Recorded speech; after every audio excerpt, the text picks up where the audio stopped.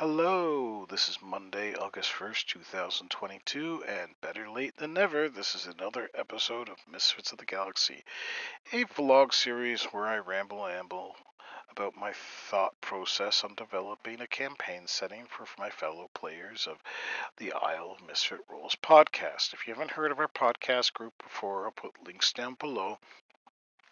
Our podcast can be listened to or downloaded on numerous podcast streaming services and download sites. Additionally, we have recently transitioned over to a Twitch live stream format. And we typically play every Tuesday between 8:30 p.m. Eastern Standard Time to 11:30 p.m. Eastern Standard Time. So if you want to jump in and watch us react in live time to the various challenges set before us by our DM Mike, as well as to see what sort of shenanigans our characters are getting up to on a weekly basis. You're more than welcome to join us, and we'd be happy to have you.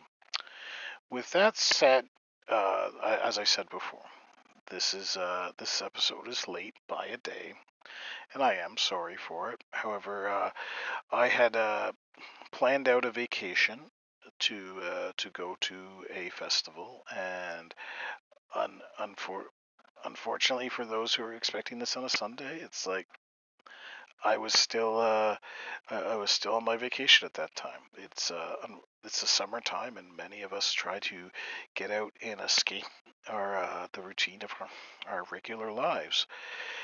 As I undoubtedly know that many of my fellow players, as well as our DM Mike, is attempting to do during the last month of summer, which is partially the reason why we are on a bit of a hiatus right now.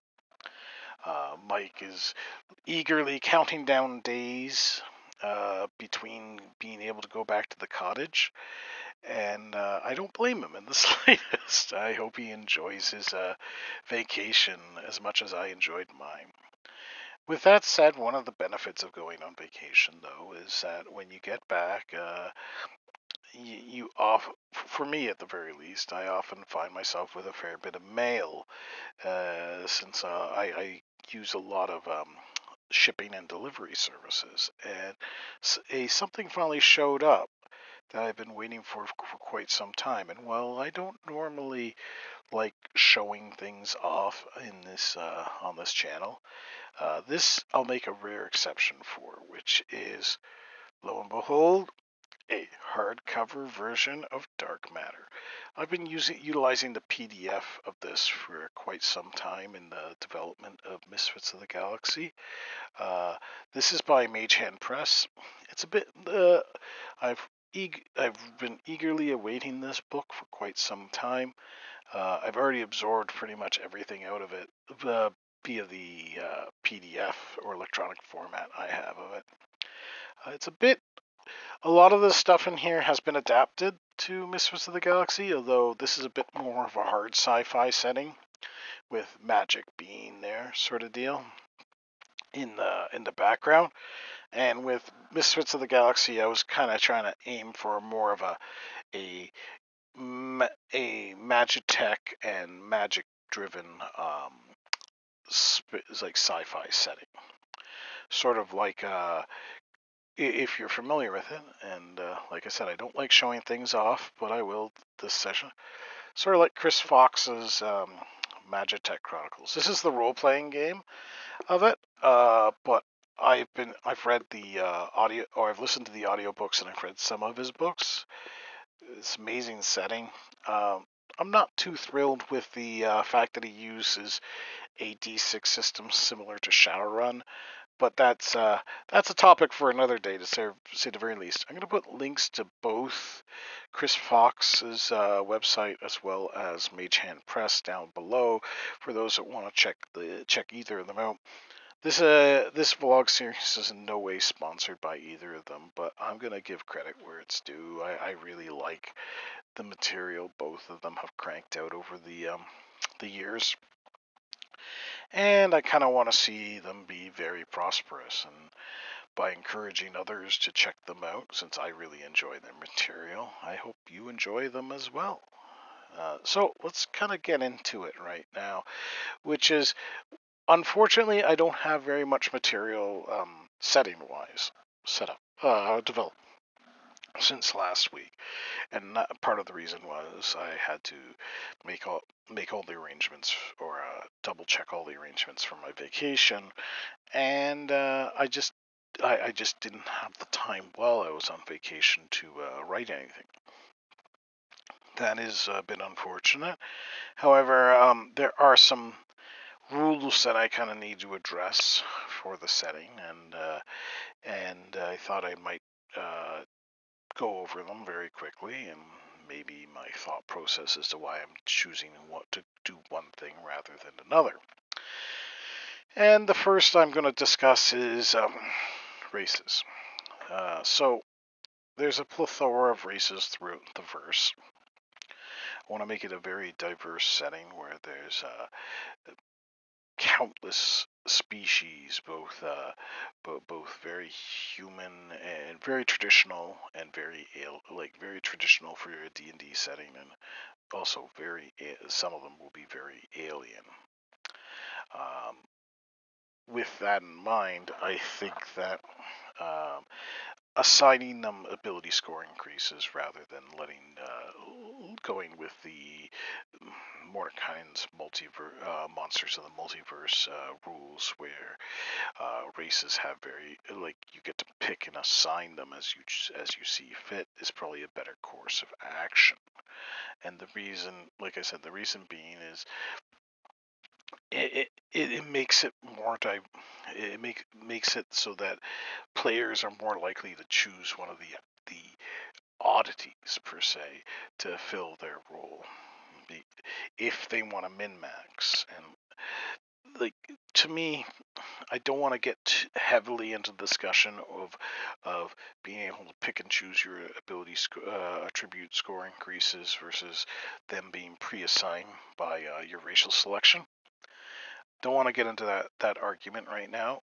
For this setting, though, I am going with races have pre-assigned attribute score increases.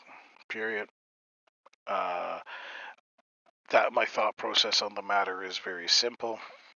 I want a high gravity world, the mountain dwarves with the high gravity home world of the dwarves need a strength modifier in order to survive. Period. And meanwhile, I've already written into the setting, the hill dwarves left the home world and adapted to lower gravity settings, which is why they don't have a strength modifier, like a bonus to their strength as a racial modifier. I've written a lot of that kind of stuff into the setting, and as a result of that, it just makes sense to go with a pre-assigned racial attribute score increases. I know not everyone's going to like that, but it's the route I've decided to choose. I'm more than willing to listen to people's rationale as to why they don't like it, or why they think I should change it and what have you. And who knows, somebody might be able to change my opinion on the matter. But for the time being, that's the way it's going to go.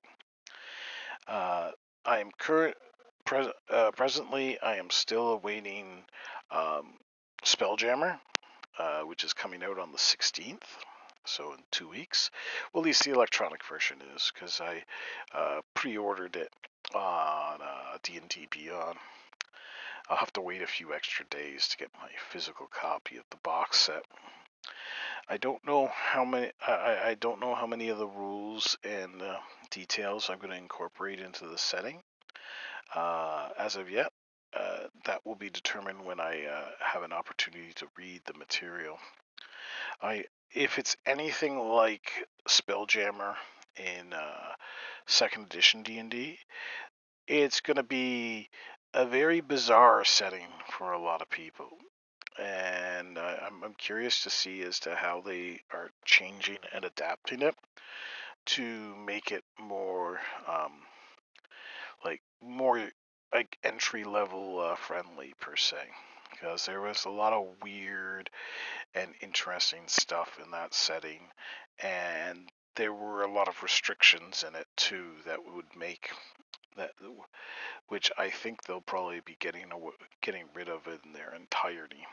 For example, when traveling between the crystal spheres, a god's influence, for example, let's say you're from the Forgotten Realms and you worship the Tyr, the god of justice. Well, if you left Faerunian space, if you left that crystal sphere, you no longer had access to your god's divine powers. Like, they would no longer bestow upon you their blessings or their clerical spells or anything like that, because you were no longer in their sphere of influence. I know that there were ways to circumvent that to a certain extent. Oftentimes that was through very specific ritualistic spells or really high level spells. And in some rare instances, a deal might be brokered with a god on another in another sphere where that had a similar portfolio to your the god that you worship in, such as, like, for example, Tyr. He might, if you went to Greyhawk. I know Greyhawk isn't a very not a lot of people might not be very familiar with that setting, but if you went from like the Forgotten Realms space to Greyhawk space, I don't know what the exact terms for those spheres are. Heronius might be might be willing to bestow, or maybe even Palor might be willing to bestow their blessings on you as a sort of favor to your god, which pursues similar goals and objectives to themselves. That's just one example of like the differences between Spelljammer, like the differences between regular D&D and Spelljammer setting, at least the older iterations. And like I said, I'm waiting the box set because I'm kind of curious as to whether all this is going to be omitted or whether they're going to incorporate 5th edition style versions of these rules into the setting. It is a Spelljammer is a bit bonkers when it comes to a setting, though. Like giant space hamsters powering gnomish ships and the like isn't something I really want in Misfits of the Galaxy, to say the very least.